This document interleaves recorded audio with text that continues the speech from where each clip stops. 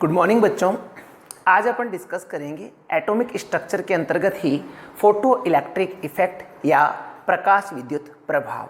तो शुरू करते हैं आज का सेशन।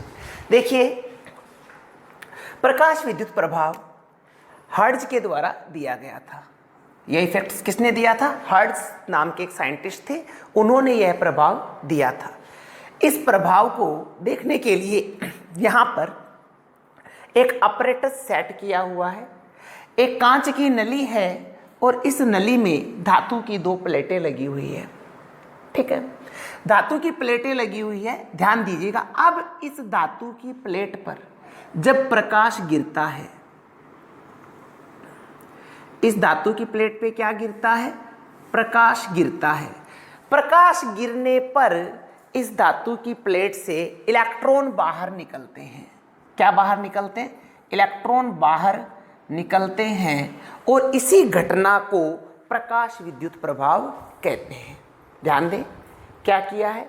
एक धातु की प्लेट है जिसके ऊपर प्रकाश को आपतित किया। जब प्रकाश को आपतित किया तो यहाँ से इस धातु की प्लेट से इलेक्ट्रॉन बाहर निकले। इसी प्रभाव को प्रकाश विद्युत प्रभाव कहा जाता है। अब यहाँ पे इलेक्ट्रॉन इस टर्मिनल से निकल रहे हैं, इस टर्मिनल की ओर मूव कर रहे हैं। जिससे निकल रहे हैं इलेक्ट्रॉन नेगेटिव चार्ज है। जिस प्लेट की ओर जा रहे हैं उसकी प्रकृति कैसी बोल देंगे हम? पॉजिटिव। जिसकी ओर से जा रहे हैं उसकी नेचर कैसी बोल देंगे? नेगेटिव। यानी इस इलेक्ट्रोड को हम कैथोड बोलेंगे और इसको एनोड बोलेंगे। यह है इसकी बेसिक इंफॉर्मेशन। आपने धातु की सतह पर प्रकाश डाला और धातु ने इलेक्ट्रॉन त्याग दिया, इसी को प्रकाश विद्युत प्रभाव कहा है। बट यहाँ पे जो जो चीज़ें अपने को नोटिस करनी है वो यह है कि प्रकाश कैसा डालें। क्या कोई सा भी प्रकाश डाल दो तो फोटो इलेक्ट्रिक इफेक्ट शो हो जाएगा क्या? प्रकाश विद्युत प्रभाव शो हो जाएगा क्या? नहीं होगा। यहाँ पे जो हम प्रकाश डाल रहे हैं, इस प्रकाश के लिए जो आवृत्ति है, आवृत्ति न्यू, यह निश्चित है। एक निश्चित आवृत्ति से ऊपर की आवृत्ति का प्रकाश जब आप डालोगे तब ही फोटो इलेक्ट्रिक इफेक्ट शो होगा। एक निश्चित आवृत्ति, हम यहाँ पे एक आवृत्ति का मान सेट कर रहे हैं कि एक फिक्स आवृत्ति से उच्च आवृत्ति का प्रकाश डालने पर ही प्रकाश विद्युत प्रभाव प्रदर्शित होगा। उससे निम्न आवृत्ति का प्रकाश अगर आप डालेंगे तो प्रकाश विद्युत प्रभाव शो नहीं होगा। जिस निश्चित आवृत्ति की हम बात कर रहे हैं उस निश्चित आवृत्ति को हम न्यू नोट से शो करते हैं और इस आवृत्ति को नाम दे दिया गया देहली आवृत्ति, थ्रेशोल्ड फ्रीक्वेंसी। ठीक है, यानी यहां पे ये बात आ गई कि जो प्रकाश हमें धातु की सतह पर डालना है, उस धातु की सतह पर डाले जाने वाले प्रकाश के लिए एक आवृत्ति होगी। उस उच्च आवृत्ति का प्रकाश डालने पर ही इलेक्ट्रॉन बाहर निकलेंगे। और जिस निश्चित आवृत्ति की हम बात कर रहे हैं, जिस निश्चित आवृत्ति से उच्च आवृत्ति के प्रकाश के द्वारा यह प्रभाव शो किया जाएगा, उसे कहा जाता है देहली आवृत्ति। प्रकाश धातु की सतह पर गिर रहा है, प्रकाश के पास क्या है? ऊर्जा। ऊर्जा, यहाँ पे प्रकाश है और प्रकाश के पास क्या है? ऊर्जा। और प्रकाश की कौन सी नेचर डिस्कस कर रहे हैं हम यहाँ पर? कण प्रकृति। कण प्रकृति। और कण प्रकृति के अंतर्गत ही हम बात करते हैं फोटोन की। फोटोन की मैक्स प्लांक ने क्या बोला कि ऊर्जा के छोटे छोटे पैकेट्स के रूप में होते हैं। जो प्रकाश है वो किसके रूप में? ऊर्जा के छोटे छोटे पैकेट्स के रूप में है। उन्हीं पैकेट्स को हमने क्या कहा? फोटोन कहा। यानी जो प्रकाश गिर रहा है, यानी प्रकाश गिर रहा है तो हम क्या कहेंगे? धातु की सतह पर कौन गिर रहे हैं? फोटोन गिर रहे हैं।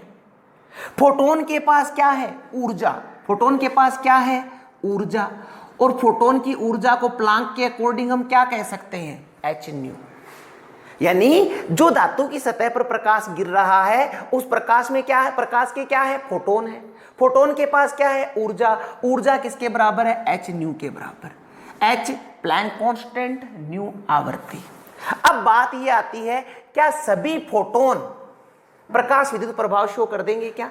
नहीं। जिस फोटोन के पास यह न्यू क्या होगी? देहली आवृत्ति से उच्च होगी। जिसके पास ये न्यू देहली आवृत्ति से उच्च होगी, और इस देहली आवृत्ति को हमने किससे शो कर दिया?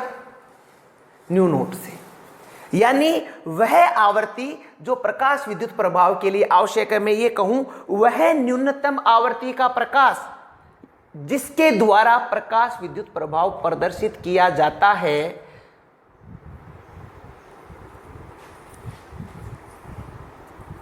उसको, उसकी ऊर्जा को अपन इस प्रकार से प्रदर्शित कर सकते हैं।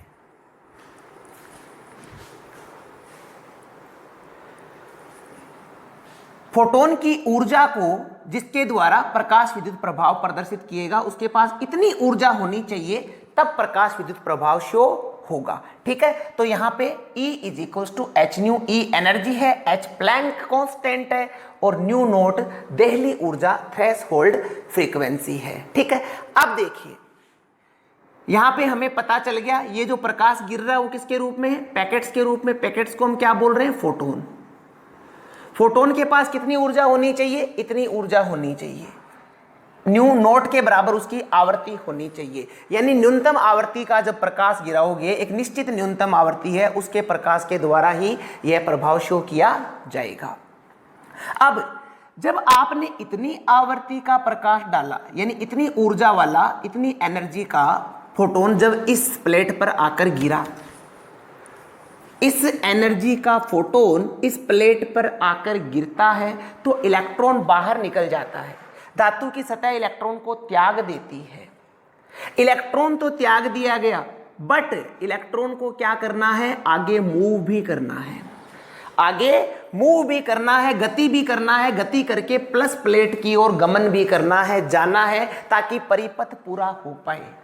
यानी अगर आपने धातु की सतह पर केवल इतनी ऊर्जा का प्रकाश डाला, इतनी ऊर्जा वाला फोटोन आपतित किया, तो इलेक्ट्रॉन तो निकल जाएगा, बट इलेक्ट्रॉन प्लस टर्मिनल यानी इस प्लेट की ओर गमन नहीं कर पाएगा, क्योंकि उसको गतिज ऊर्जा प्राप्त नहीं होगी। तो यहां पे क्या होना चाहिए? इलेक्ट्रॉन बाहर निकले और साथ में गतिज ऊर्जा भी कर पाए। यानी जो फोटोन इस धातु की सतह पर डाले जा रहे हैं, जो फोटोन इस धातु की सतह पर डाले जा रहे हैं, उनकी ऊर्जा इससे अधिक होनी चाहिए। फोटोन जो इस धातु की सतह पर डाले जाएंगे, उनकी एनर्जी इतनी ऊर्जा से अधिक होनी चाहिए, क्योंकि फोटोन को दो काम करने हैं। एक तो इलेक्ट्रॉन बाहर निकालना है, दूसरा इलेक्ट्रॉन को इस धन टर्मिनल की ओर, इस दूसरे वाली प्लेट की ओर गमन भी करवाना है। तो यहां पे इलेक्ट्रॉन निकालने के लिए जो ऊर्जा चाहिए उसको हम बोल सकते हैं कार्य फलन। इलेक्ट्रॉन निकालने के लिए जो ऊर्जा चाहिए उसको क्या नाम दे रहे हैं हम? कार्य फलन। और इलेक्ट्रॉन निकलने के बाद इधर गति करेगा, उसे हम क्या कह रहे हैं? गतिज ऊर्जा। गतिज ऊर्जा। ठीक है, तो जो फोटोन यहां पे आपतित हो रहा है उसकी ऊर्जा इस कार्य फलन और गतिज ऊर्जा के बराबर होगी, तो परिपथ पूरा हो जाएगा और हमें यहां पर विद्युत प्राप्त होगी। यानी सौर जो प्रकाश है उससे अपन यहां पे विद्युत प्राप्त कर रहे हैं। इसीलिए इस पूरे के पूरे अपरेटस के लिए नाम दिया जाता है प्रकाश विद्युत सेल। ये काम कहां हो रहा है? प्रकाश विद्युत सेल में हो रहा है। ठीक बात है, ये सारी बातें मैंने आपको बता दी। अब मैं एक एक आपको इसको राइट डाउन करवा देता हूं। देखिएगा, देखिए सबसे पहले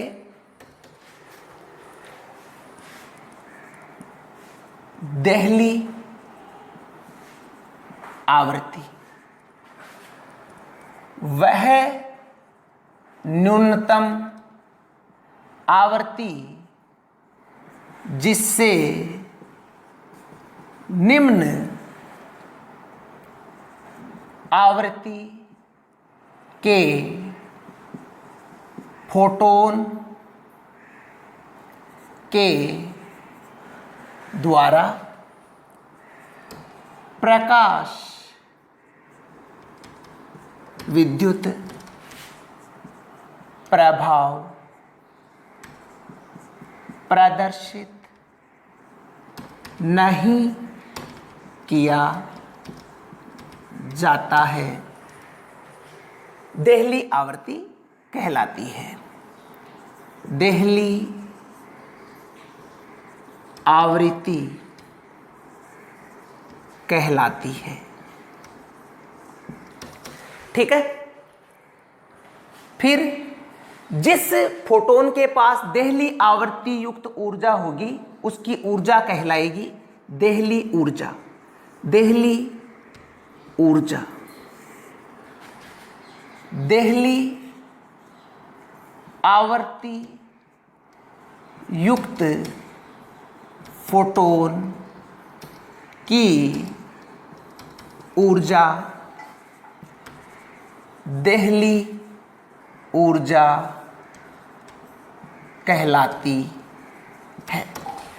देहली आवर्ती युक्त फोटोन की ऊर्जा देहली ऊर्जा कहलाती है। इस आवर्ती को h न्यू नोट से शो करते हैं, सॉरी न्यू नोट से शो करते हैं, और इस एनर्जी को E is equals to h nu naught से शो करते हैं। इस ऊर्जा को कार्य फलन भी कहते हैं। इस ऊर्जा को क्या नाम दिया है? कार्य फलन भी इसी को कहा जाता है। ठीक है। तो देहली ऊर्जा और देहली आवर्ती क्या, ये हमने बता दिया। अब देखिए प्रकाश विद्युत प्रभाव क्या है। देहली क्या किया प्रकाश विद्युत प्रभाव में? अपने फोटोन डाला, प्रकाश डाला और इलेक्ट्रॉन त्याग दिया गया, उसी को मैं यहां लिख रहा हूं। देहली आवर्ती युक्त प्रकाश, देहली आवर्ती युक्त फोटोन, या इसी को क्या बोल सकते हैं, उचित आवृत्ति का प्रकाश जब धातु की सतह पर डाला जाता है तब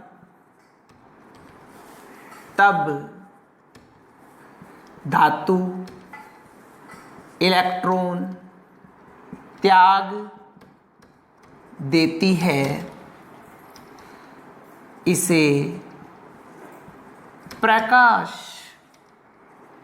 विद्युत प्रभाव कहते हैं। देहली आवर्ती युक्त फोटोन या उचित आवर्ती का प्रकाश जब धातु की सतह पर डाला जाता है तो धातु इलेक्ट्रॉन त्याग देती है, इसे प्रकाश विद्युत प्रभाव कहते हैं। जिस युक्ति के द्वारा यह प्रभाव प्रदर्शित किया जाता है, या जिस युक्ति में यह प्रभाव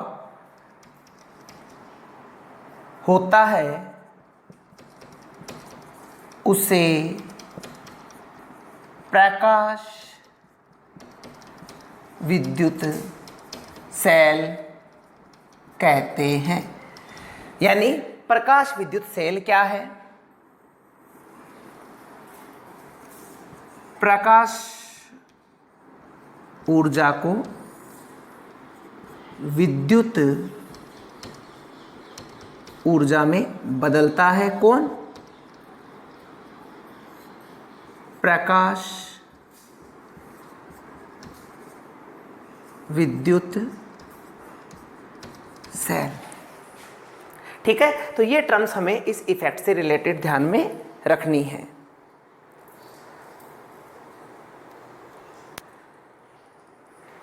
ओके।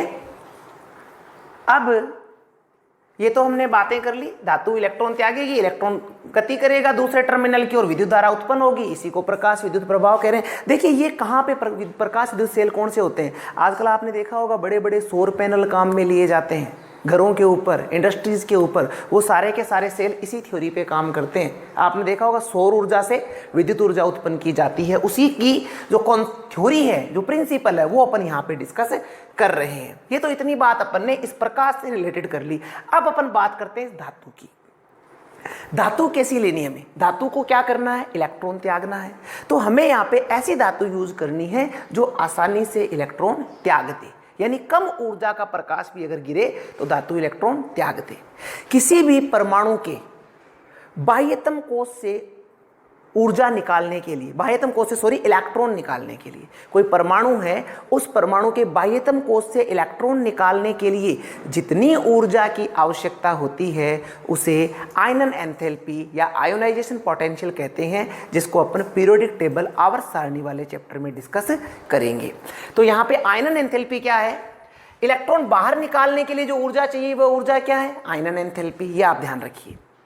अब आयनन एंथैल्पी का मान जितना कम होगा यह प्रभाव उतना ही आसानी से प्रदर्शित किया जाएगा, यानी इलेक्ट्रॉन निकालने के लिए जितनी कम ऊर्जा की नीड होगी यह इफेक्ट उतना ही आसानी से शो हो जाएगा, प्रदर्शित हो जाएगा। तो इसीलिए यहाँ पे ऐसी धातुओं का सिलेक्शन किया जाता है जो आसानी से इलेक्ट्रॉन त्याग देती हैं। इसके अंतर्गत मोस्टली जो यूज होती है, मेटल्स कौन कौन सी यूज होती है? धातु, सीजियम यूज की जाती है, रुबिडियम यूज की जाती है, पोटेशियम यूज की जाती हैं। इस तरह की धातुओं का यहाँ पे उपयोग किया जाता है प्रकाश विद्युत प्रभाव के अंतर्गत, जो आपने ध्यान में रखना है। ठीक है, caesium, rubidium, potassium, mostly caesium use किया जाता है। ठीक है, और क्या करा जाएगा? प्रकाश ऊर्जा को विद्युत ऊर्जा में बदला जाएगा। ठीक है, अब देखिए ये वाली ऊर्जा किसके लिए चाहिए? इलेक्ट्रॉन निकालने के लिए। इलेक्ट्रॉन निकला पर इलेक्ट्रॉन को क्या करनी है? इधर गति भी करनी है, यानी जो फोटोन इस धातु पर गिरे उसे दो काम करने हैं। उस ऊर्जा को, फोटोन की ऊर्जा को दो काम करवाने हैं। एक तो इलेक्ट्रॉन निकलवाना है, फिर इलेक्ट्रॉन को यहाँ पे गमन भी करवाना है। यानी यहाँ पे मैं लिख दे रहा हूं फोटोन की ऊर्जा hν, इसको क्या करना है? एक तो इलेक्ट्रॉन बाहर निकलवाना है, जिसको क्या कहेंगे? कार्यफलन। इतनी ऊर्जा तो किसमें काम में ले ली? कार्यफलन के बराबर तो इलेक्ट्रॉन निकालने में। फिर इलेक्ट्रॉन निकलने के बाद क्या करेगा? गति करके इस प्लेट की ओर जाएगा, तो क्या चाहिए? गतिज ऊर्जा। अगर फोटोन की ऊर्जा को hν बोल रहे हैं तो कार्यफलन को क्या बोलेंगे? hν0, क्योंकि इलेक्ट्रॉन निकालने के लिए तो दहली ऊर्जा के बराबर ही तो चाहिए ऊर्जा, जिसको अपन किससे शो कर रहे हैं? hν0। गतिज ऊर्जा 1/2 mv², इस प्रकार से। और यह एक्सप्लेनेशन आइंस्टाइन के द्वारा दिया गया था। तो दो यहाँ पे कार्य करने हैं। hν को, जो फोटोन आपने डाला है, उस फोटोन की एनर्जी को दो यहाँ पे काम करने हैं। एक तो इलेक्ट्रॉन बाहर निकलवाना है और दूसरा इस इलेक्ट्रॉन को विपरीत प्लेट की ओर गमन भी करवाना है। इसे कहते हैं प्रकाश विद्युत प्रभाव। और हमने यहाँ पे बात करी प्रकाश विद्युत सेल के बारे में। तो यहाँ पे कुछ टर्म्स जो आई है उसके बारे में हमें ध्यान में रखना है। ठीक है, अब इससे रिलेटेड एक क्वेश्चन देखते हैं अपन, एक न्यूमेरिकल कर लेते हैं। क्या है? कुछ क्वेश्चन है यहाँ पे जो अपन ने पिक करे हैं, इनको अपन यहाँ पे देख लेते हैं। सबसे पहले हम यहाँ पे फर्स्ट क्वेश्चन डिस्कस कर रहे हैं, जिसमें हमें दिया है किसी धातु की देहली आवृत्ति ν0 is equals to 7.0 multiplied by 10⁻14 second inverse है। यदि ν इज इक्वल्स टू, यानी आवृत्ति ν is equals to 1.0 second inverse आवृत्ति वाला विकिरण धातु की सतह से टकराता है तो उत्सर्जित इलेक्ट्रॉन की गतिज ऊर्जा की गणना करनी है। देखिए सबसे पहले गिवन डाटा क्या क्या है। गिवन है ν0 is equals to 7.0 multiplied by 10⁻14 second inverse. Nu कितनी दी है? 1.0 मल्टीप्लाइड बाई 10⁻15 सेकेंड इनवर्स। ये हमें गिवन डाटा है और हमें क्या कह रहा है? कैलकुलेट क्या करिए? गतिज ऊर्जा। गतिज ऊर्जा, गतिज ऊर्जा के काइनेटिक एनर्जी से डिनोट करते हैं, ये हमें कैलकुलेट करनी है। अभी हमने प्रकाश विद्युत प्रभाव पढ़ा था तो हमने कहा था कि जो फोटोन आके धातु की सतह पर टकराएगा उसे धातु से इलेक्ट्रॉन निकालना है। इलेक्ट्रॉन निकालने के लिए जो ऊर्जा चाहिए कि वो कार्यफलन है, और शेष ऊर्जा किस में काम में लेगा, गतिज ऊर्जा में काम में लेगा। तो यहाँ पे हमने जो इक्वेशन लिखी थी, हमने लिखा था फोटोन की ऊर्जा इज इक्वल्स टू कार्य फलन प्लस गतिज ऊर्जा, ऐसा ही लिखा था। तो यहाँ पे देखिए हमें फोटोन की ऊर्जा, कार्यफलन प्लस गतिज ऊर्जा, तो हम यहाँ पे क्या लिख सकते हैं, गतिज ऊर्जा ज्ञात क्या करना है, गतिज ऊर्जा ज्ञात करना है। गतिज ऊर्जा इज इक्वल टू क्या लिख सकते हैं, फोटोन की ऊर्जा माइनस कार्यफलन, कार्यफलन। ठीक है, अब देखिए क्योंकि फोटोन की ऊर्जा E इज इक्वल्स टू क्या लिखेंगे, एच न्यू, कार्यफलन E naught is equals to क्या लिखेंगे, एच न्यू नोट। कार्यफलन तो देली ऊर्जा के द्वारा ही कराया जाएगा ना, फोटोन की तो कुल ऊर्जा हो गई, और कुल ऊर्जा दो काम करेगी, एक तो इलेक्ट्रॉन निकालेगी, उसको गतिज ऊर्जा देगी, और गतिज ऊर्जा को के ई, तो हम क्या लिख सकते हैं, के ई इज इक्वल्स टू,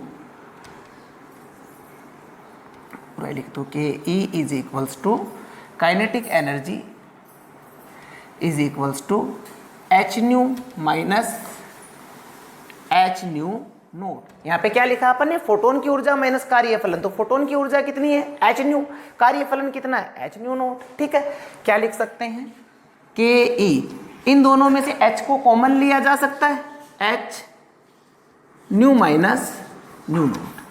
ठीक है, अब देखिए h की वैल्यू कितनी होती है, 6.626 multiplied by 10 to power minus 34 joule second. ये किसकी वैल्यू है, h, प्लांक कांस्टेंट की, जो हमें ध्यान में रखनी होती है। ठीक है, न्यू और न्यू नोट की वैल्यूज हमारे पास में है, पुट कर दीजिए, K E is equals to 1.0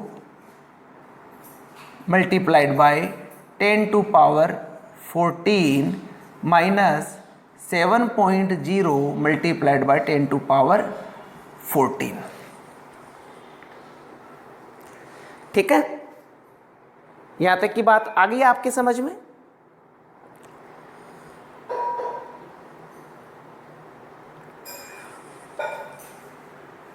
हाँ जी, एक चीज यहां पे हम कर सकते हैं, देखिएगा थोड़ा सा यहाँ पे ये 1.0 10 की पावर 15 है ना, इसको अपन यहाँ पे कन्वर्ट कर सकते हैं। देखिए इसे अपन 1.0 10 की पावर 15 की जगह क्या लिख सकते हैं, 10 मल्टीप्लाइड बाय 10 की पावर 14 सेकंड इनवर्स।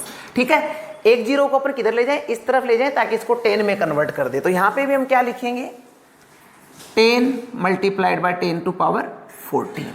ठीक है, अभी देखिए 10 में से कितना गया, 7 गया, तो क्या लिख देंगे, 3 गुणा 10 की पावर 14।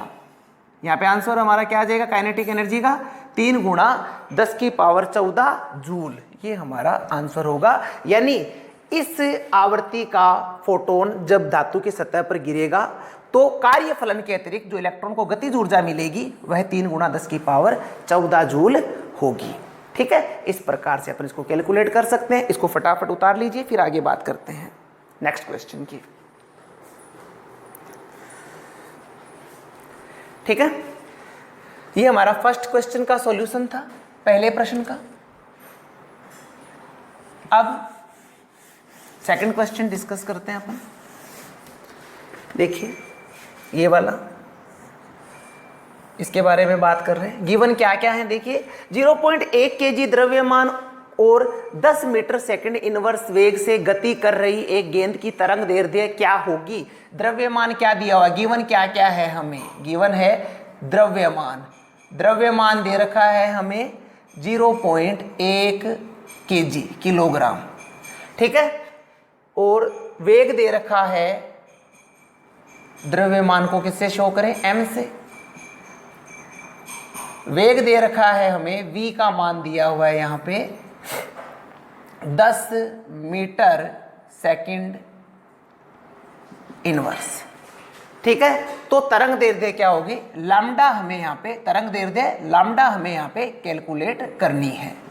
ये क्वेश्चन आपका प्रकाश विद्युत प्रभाव का नहीं है, ये डी ब्रोगली हाइपोथेसिस का है जो हमने लास्ट क्लास में डिस्कस किया है। देखिए, क्योंकि डी ब्रोगली में हमने क्या लिखा था, डी ब्रोगली में हमने लिखा था lambda is equals to H upon P.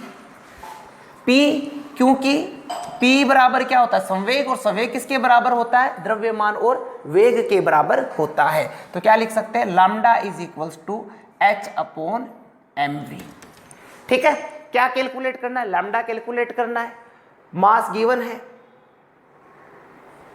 वेग वेलोसिटी गिवन है, h होता है प्लैंक कांस्टेंट। तो ये सारी वैल्यू यहाँ पे पुट करते हैं और क्या रिजल्ट आता है देखते हैं। देखिए, lambda is equals to h की वैल्यू कितनी होती है, 6.626 multiplied by 10 to power -34 joule गुणा सेकंड। तो पुट कर दें 6.626 multiplied by 10 to power -34। Mass कितना है 0.1, वेग कितना है 10। ठीक है, यहाँ पे 0.1 और 10 ये दोनों मल्टीप्लाई हुए तो क्या हो गया 1, यानी लैम्डा की वैल्यू यहाँ पे हमें क्या मिलेगी, lambda is equals to 6.626 multiplied by 10 to power -34 metre. ये हमारा यहाँ पे आंसर आ जाएगा। इसको सोल्व हमने करा है डी ब्रोय हाइपोथेसिस से, जो अपन ने lambda is equals to H upon P calculate करा था उसके द्वारा। यहाँ पे लैम्डा हमें कैलकुलेट करना था, m और v हमें गिवन था, h की वैल्यू हमें याद रखनी है 6.626 multiplied by 10 to power -30 joule गुणा सेकेंड। ठीक है, यहाँ पे ये कैलकुलेशन हमें करनी थी। नेक्स्ट क्वेश्चन की बात करते हैं अपन। थर्ड क्वेश्चन क्या कह रहा है देखिएगा, 3.6 एंगस्ट्रॉम तरंग दैर्ध्य लंबाई वाले फोटोन के द्रव्यमान की गणना करनी है। 3.6 एंगस्ट्रॉम लंबाई दी है फोटोन की और द्रव्यमान हमें ज्ञात करनी है। देखिए थर्ड क्वेश्चन, सेकंड हो गया, थर्ड देखिए गिवन क्या है। सबसे पहले गिवन पुट करिए। गिवन है तरंग दैर्ध्य दे रखी है, तरंग दैर्ध्य लैम्डा यहाँ पे गिवन है कितना 3.6 एंगस्ट्रॉम। ठीक है, ओके। और मास हमें कैलकुलेट करना है, लैम्डा दिया है और मास यहाँ पे कैलकुलेट करना है। ठीक है,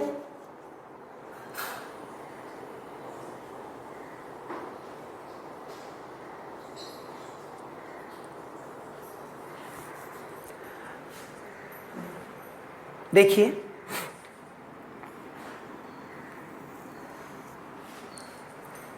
सबसे पहले, क्योंकि lambda is equals to H upon P, lambda is equals to H upon M V. Calculate क्या करना है m, तो क्या लिख देंगे m is equals to H upon lambda V. ठीक है, अब यहाँ पे देखिए बात क्या आती है कि लैम्डा तो हमें गिवन है, h हमें पता है, बट v देखिए v वेग की बात कर रहे हैं, वेग हमें यहाँ पे गिवन नहीं है, बट वेग गिवन नहीं है, पर बात किसकी की जा रही, फोटोन की, प्रकाश के फोटोन की। और प्रकाश का वेग होता है वो, क्योंकि यहाँ v इज इक्वल टू किसका लेंगे, प्रकाश का वेग। फोटोन की बात करें तो प्रकाश का वेग कितना होता है 3 × 10⁸ मीटर प्रति सेकेंड। तो क्या लिखते हैं m is equals to 6.626 multiplied by 10 to power -34 upon lambda. देखिए लैम्डा की भी बात करें 3.6 एंगस्ट्रॉम दिया हुआ है, तो इस 3.6 एंगस्ट्रॉम को हमें मीटर में कन्वर्ट करना है। किस में कन्वर्ट करना है, मीटर में कन्वर्ट हम इसको करेंगे। तो मीटर में कर, क्योंकि ये वैल्यू किस में ली है, मीटर में ली है, तो लैम्डा भी किस में चाहिए, मीटर में। मीटर में कन्वर्ट करने के लिए क्या करेंगे, इसको 10⁻10 से गुणा कर देंगे। ध्यान रखिएगा 1 angstrom is equals to 10 to power -10 metre, ये रिलेशन होता है। एंगस्ट्रॉम और मीटर में रिलेशन होता है। 1 angstrom is equals to 10 to power -10 metre. तो यहाँ पे हमने क्या किया, 3.6 एंगस्ट्रॉम को कन्वर्ट करने के लिए 3.6 को 10⁻10 से गुणा कर दिया। ठीक है, ये वैल्यू यहाँ पुट कर दीजिए, 3.6 गुणा 10⁻10 गुणा 3 गुणा 10⁸ ठीक है, ओके। इसको पोज करके कैलकुलेट करें फटाफट।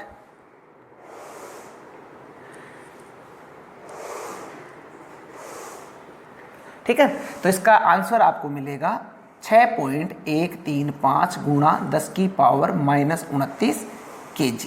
जब आप ये कैलकुलेशन करेंगे तो आपको आंसर यहाँ पे कितना मिलेगा, इस कण का जो द्रव्यमान है वो कितना है, m गुणा m बराबर कितना है 6.135 गुणा 10 की पावर माइनस 29 kg। ये आपको यहाँ पे आंसर मिलेगा। तो किससे कैलकुलेट करें, डी ब्रोई से। देखिए मेन ये है कि हमें वैल्यूज कैसे पुट करनी है, कहाँ कहाँ पुट करनी है, हमें फॉर्मूला कैसे काम में लेना है। जब भी कोई क्वेश्चन करते हैं तो गिवन लिख दीजिए। अब लैम्डा दिया है, एम दिया है, लैम्डा और एम हमने कौन से फॉर्मूला में पढ़ा है, डी ब्रोई में पढ़ा है। ठीक है, तो उसी के अकॉर्डिंग अपन ने यहाँ पे इसको सॉल्व किया है। आगे अगले क्वेश्चन की बात कर लेते हैं हम।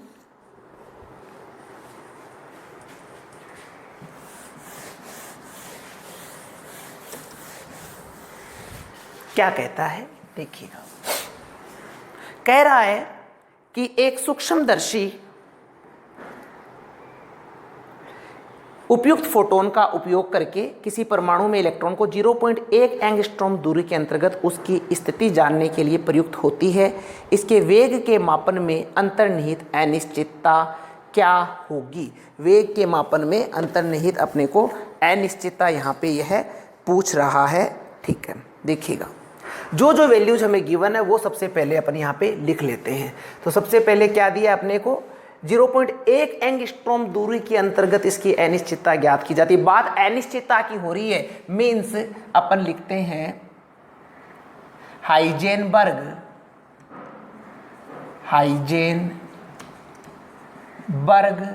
के अनिश्चितता के सिद्धांत से delta x multiplied by delta p greater than और इक्वल्स टू h अपॉन 4 पाई। यहाँ पे स्थिति में अनिश्चितता अपने को दी है और वेग में मापन पूछा है। डेल्टा x अपने को गिवन है कितना, 0.1 एंगस्ट्रॉम। इस इतनी दूरी के अंतर्गत ज्ञात की जाती है। इलेक्ट्रॉन की स्थिति इतनी दूरी के अंतर्गत, यानी फिक्स नहीं है कौन सी दूरी में, इतनी दूरी के अंतर्गत ज्ञात की जाती है। तो ये होगी स्थिति में अनिश्चितता। इस स्थिति में अनिश्चितता एंगस्ट्रॉम में दी हुई है, इसको मीटर में कन्वर्ट करिए।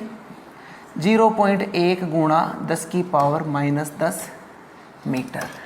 ठीक है,